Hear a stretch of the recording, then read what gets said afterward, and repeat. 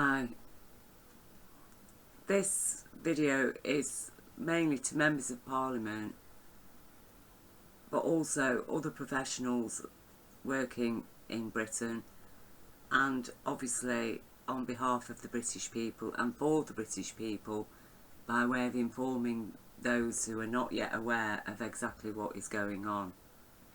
Now, I'll leave a short video produced by this gentleman, Dan Aston Gregory, that will be underneath this video in the links, and so please watch that. He will explain fully about the bill, what it is all about. Basically, this government giving itself sweeping powers akin to the powers of Stalin and the KGB. They have effectively imposed the death penalty in Britain, but without trial, without arrest or trial. Okay, so the death penalty. The most disturbing thing about this bill, beyond all other aspects of it, which are actually horrific, is the fact that nowhere in this bill is there any protection whatsoever on behalf of children. There's no stipulation that the people who are going to be targets of covert agents acting for a variety of authorities in Britain, there is absolutely nothing to say that the targets of these criminal conducts, which includes kidnapping, torture, sexual crimes and murder, there is absolutely nothing in it to say that these should not be perpetrated against children. So not even the children are protected by this bill. Now, let's suppose, if we had intelligent MPs in office, which obviously we haven't, because we've got a set of charlatans, ignorant eggheads, okay, cowards, and actually traitors, I would call them, who abstained from voting against this, or those who voted for it, who decided that all these agencies, as you can see here, including the Food Standards Agency, other bodies, okay, can have these powers, but not one of you have put, apparently there were some amendments put forward, but they got voted down.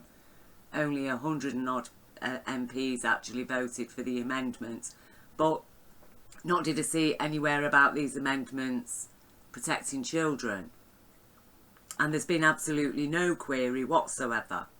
So, an intelligent person who is aware of what kind of a world we're living in, and exactly what's happening to children, and especially children in Britain, and the thousands of children being trafficked into Britain every year. Yes, people, thousands.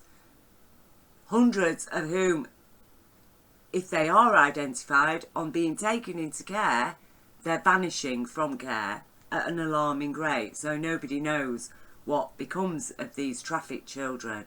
And, I and many others have been wondering about AstraZeneca's vaccine testing on children aged 5 to 12 in Britain, and how many of those children are trafficked children handed over to adoptive parents. Who knows? Because we do not trust this system. Now, bearing in mind the kind of things that have been going on in this world, as disclosed by Dutch ex-banker now, Ronald Bernard, and again I will leave his video underneath this. Please watch it, people, and listen to what he has to say. So imagine a child had escaped the kind of satanic gang of high-class financiers involving all top echelons of society, and had a story to tell about SRA, organised CSA, that they had been suffering at the hands of those criminals, and therefore could disrupt the economic system, because all these top financiers are involved in the child's allegations. All the top echelons of London society are involved in the child's allegations. So would that then grant the very authorities that had been gathering, the criminal elements of them that had been gathering to abuse that child, would they be able to give themselves powers to kidnap that child from wherever, kill the child, kill anybody the child had spoken to, because they're all considered a national security risk? That is a very real threat in this very real world where children are suffering the very real crimes of organised CSA and SRA, and those criminal circles do involve people from all walks of life, and most especially the very top echelons who have the power to get away with it, to commit those crimes with impunity, as the United Nations Child Protection Committee noted in their 2014 report for Britain. So, you know, British people were told that Jeremy Corbyn, basically, he was being compared to Stalin, anti-Semitic apparently because he stands up for human rights. But no, Boris Johnson and co, they're Stalin. They have just given the British state all of those powers that I've just scrolled through. All of these authorities. Here they are. All these authorities from A1 here down to N1. They have the powers, basically, of the KGB to operate outside the law and against any person in Britain, whether they're a British citizen or not. The covert agents, there are no specifications to say where these covert agents can be brought in from. Are they going to be British people?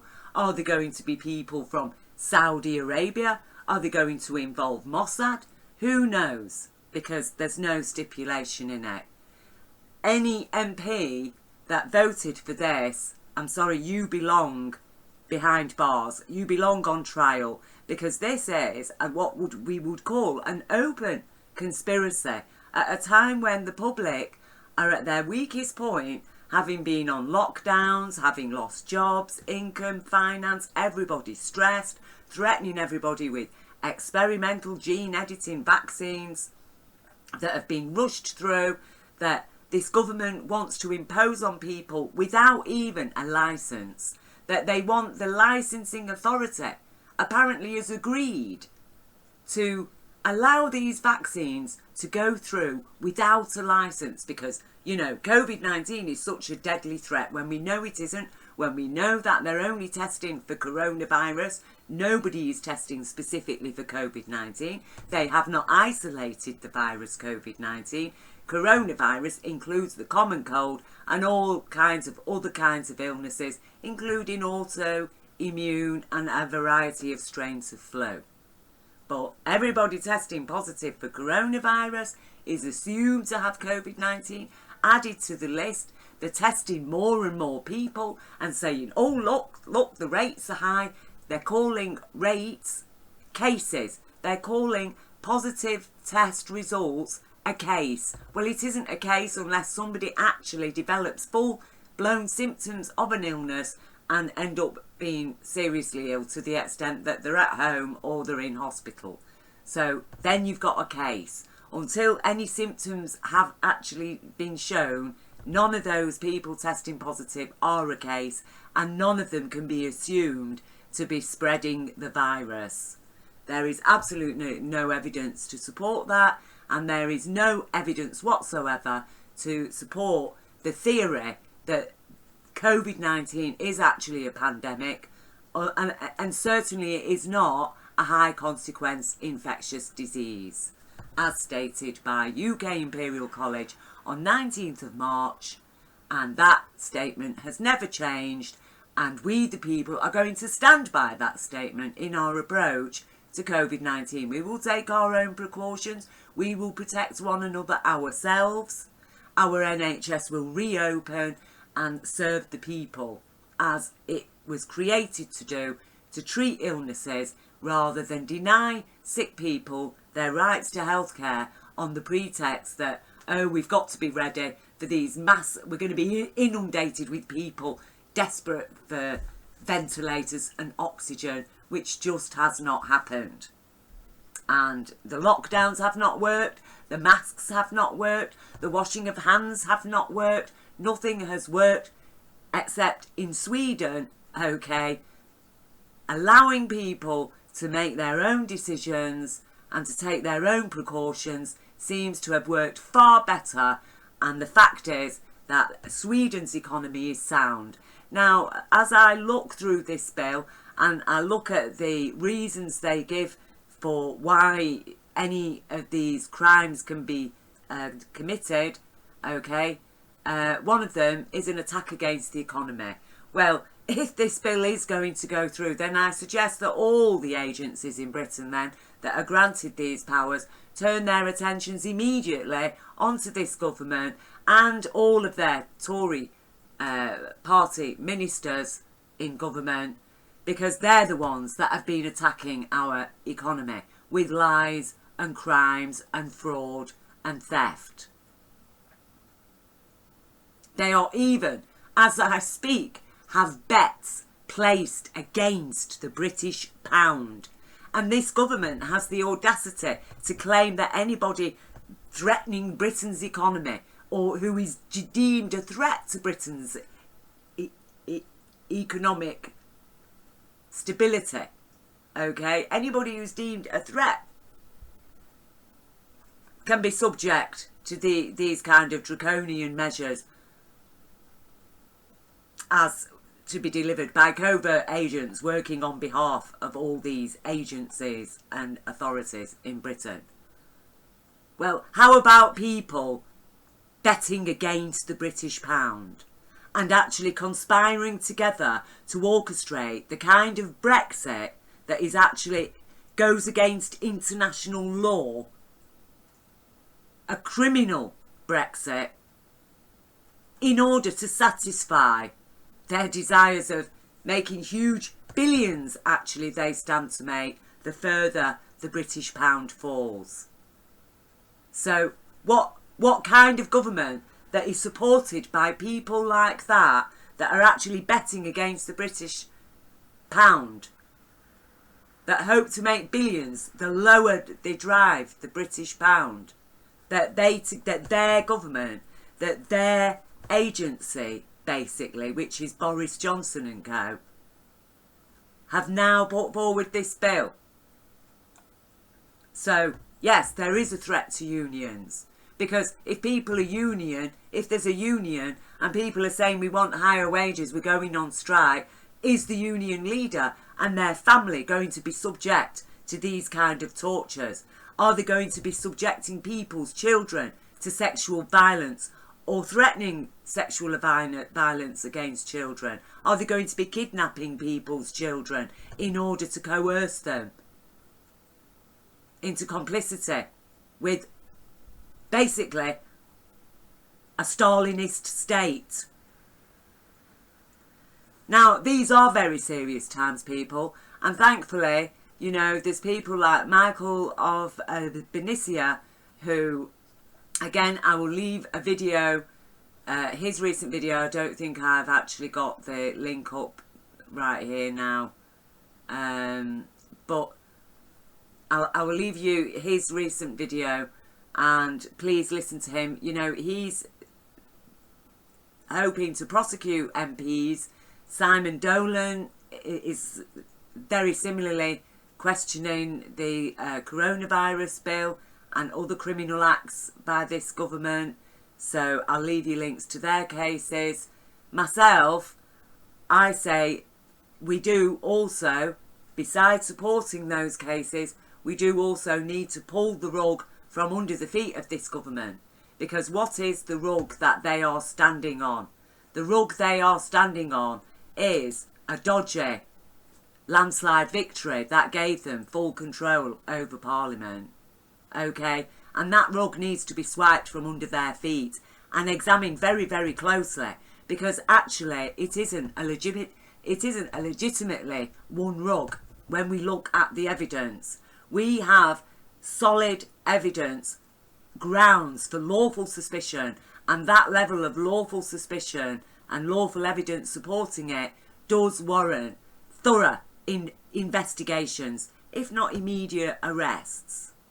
Okay, and all the evidence is here thanks to Ricky Coxon, a data nerd. He has shared the evidence here, and I have done the research, and there is plenty of other evidence. He shares lots of links in here that you can click on to support the understanding that the postal vote was very likely rigged, that there were very, very serious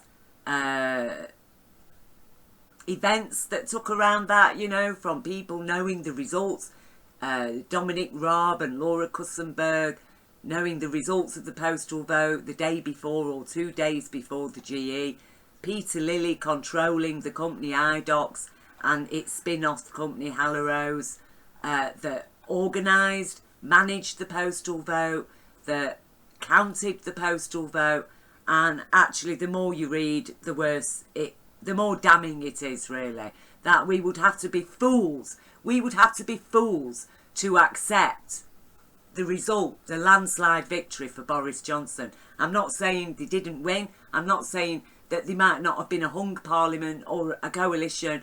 But what I am saying is that they, according to the evidence, myself and many people lawfully suspect that there is absolutely no way that they could have won by a landslide, to the degree that they're controlling Parliament and to the extent that they've just been able to roll out this act of terror. This is a terrorist threat against every British citizen. Now Boris Johnson is saying, oh, but the Human Rights Act protects people. Well, how can the Human Rights Act protect anybody who is going to be a victim of this criminal conduct bill? How can it?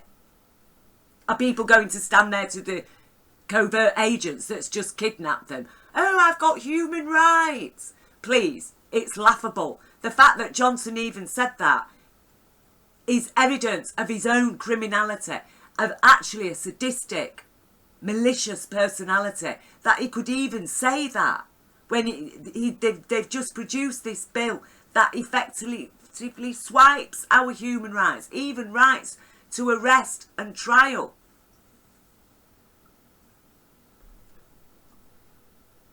We cannot accept this.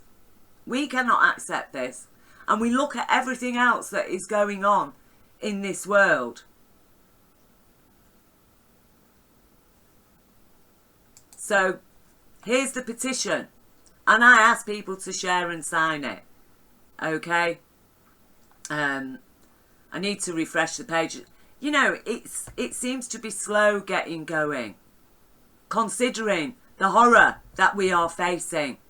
Now, I have addressed this to the Supreme Court. Why? Because there's only the Supreme Court we can trust. Because according to the evidence, if this lot are in on a rigged general election, a rigged postal vote, then we are dealing with a coup. We're dealing with a criminal coup that is giving itself powers to kill, kidnap, torture, kill, sexually abuse our children, even.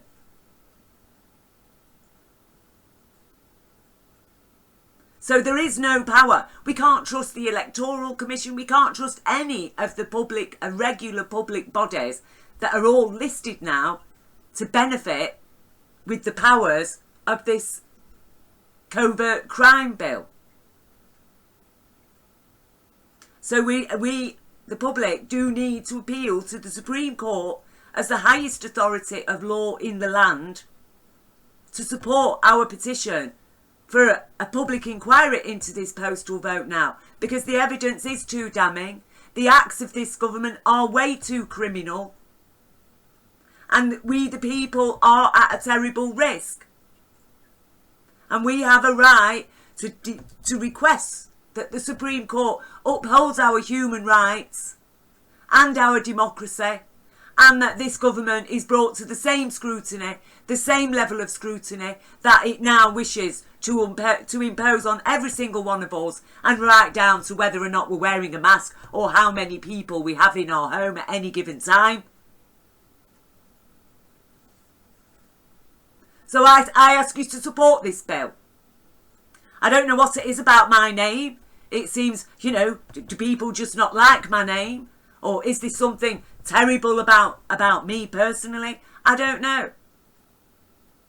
But I do not understand why this vote, this petition has not gone viral yet. And why people aren't signing it in their millions. Because I tell you now, the less people sign it, the more risk the people that have signed it then are at. If that's what's stopping people from signing it, because they're afraid that their name will be on a list somewhere. Well, all our names are on a list somewhere. Not just our names, but everybody who's had a test, they've got your DNA.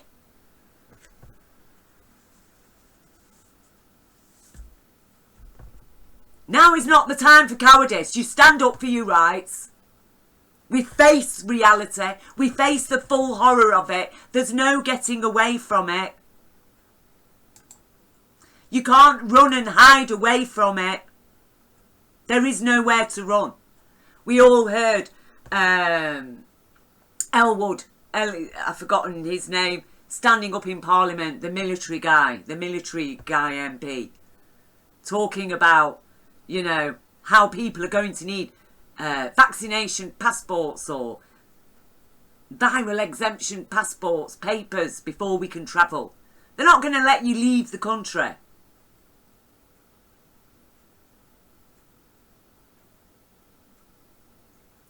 Come December 31st, we're in serious trouble. There's likely to be military around Parliament. We're likely to be under siege as far as food and supplies are concerned. How many of you have got prepared for that? And why should you need to prepare for it? What country votes to put itself under siege, to put itself at risk from this kind of terror? To watch its economy crash as the rich get richer on their bets against our economy, and the same people imposing such horror on anybody that they suspect, you know, somebody going on strike, damaging the economy. Quick, send out your covert agents from Saudi Arabia. Maybe they'll take them somewhere and chop them up and put them in a bag. But it'll be okay because it'll be perfectly legal.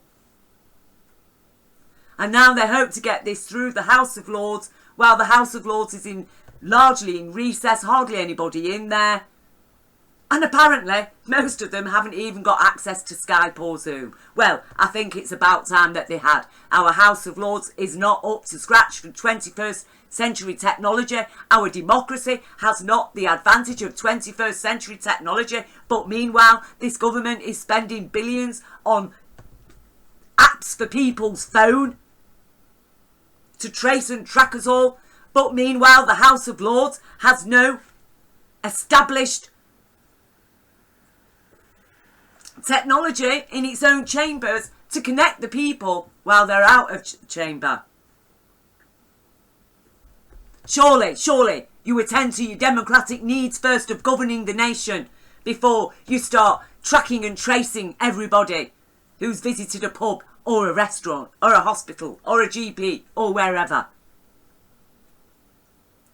So now is the time to wake up. I will be leaving you the links to all of this underneath. You share this video, you share the petition, you sign it. Stand up for your rights, people. You know, lose the fear. Lose the fear. Face reality. There is strength in our numbers. And the more people shy away, the worse the boot shall be when it stamps on your face, at your door, and it comes for your children. Well, we hope to stave all of that off because, you know, as I say, by signing the petition and getting on board with what Simon Dolan's doing and the Bernician, okay, that together there is strength in our numbers. Get behind Corbyn Jeremy Corbyn's brother, Piers Corbyn. We need to support each other. We need to be ready to support our local communities, the people, vulnerable people in our local communities. And we all need to be ready to stand up for our rights. Because, you know, they are our only defence against tyranny. And as I've heard American citizens, the far right, say, you will take my gun from my cold dead hands. Well, you will take our rights, Boris Johnson, from our cold dead hands. And every MP and professional that's supporting all of this agenda that's going on right now because, oh, you know, there's climate change and there's too many people and it's all unsustainable and we need to change everything and blah, blah, blah. Well, let me tell you now, nothing good is ever going to come from these criminal idiots that are now controlling this planet. None whatsoever. They're a set of criminal charlatans. Nothing good. They are stupid, half-wit intelligences. And that is the fact of it. They know nothing. And you MPs that are following their dictates, you know nothing except what they have told you and what their chosen experts have told you. The lot of you are parrots, and you may as well be political whores, like most of the media at the moment are equivalent to, well, what's the word? Prostitutes. Is appropriate.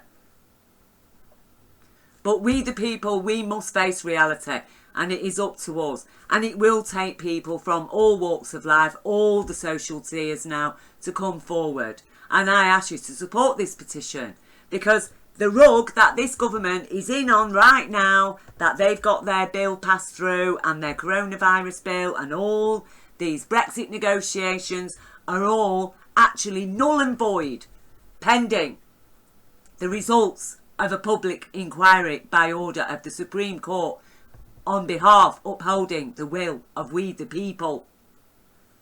Now, the pen is mightier than the sword, people. They have drawn their swords against us. We pick up our pens and do it in your millions, okay? Because we have a right to ask questions in face of the evidence right in front of us. And do not forget, look to America. Donald Trump, they found 9 discarded mail-in ballots. And already there's an FBI investigation. Well, come on, people. Look at the evidence compiled here. And as I say, you know, myself and many other people, we're already asking questions. I'd already unearthed some very, very disturbing information about IDOCs, for example. Why did Cabinet Office rush through procurement of controversial electoral services company IDOCs just before the general election? David Henke investigates why Boris Johnson's government handed out a 1.7 million for election management services without a competitive tender. Conservative Cabinet Minister Peter Lilley has been given a lucrative contract by the Cabinet Office. Right, Conservative Cabinet Minister given the contract for handling the postal vote. And oh, hey presto, suddenly it doubles in 2019. Wake up to reality, people. Look, I send everybody love and strength, and I have hope, because I have faith in the human spirit. I have faith in the people of Britain, that there are good people within every authority, and all those good people now, it is up to you to step forward, okay? Because we need to save our nation from this criminal cabal, and from there, yes, we will have a new normal. A new lawful, law-abiding, respectful, normal that upholds human rights and human dignity, and that puts its mind to solving the problems of our planet and to cleaning up our planet and addressing the real issues. There's hope. There will be. There will spring the reality of the vision of a heaven on earth, but certainly not from any of these hell bringers warmongers, liars, cheats and thieves will lead us nowhere good. So please understand that, people. So, you know, thank you for taking time to listen. Please share. Dare to care.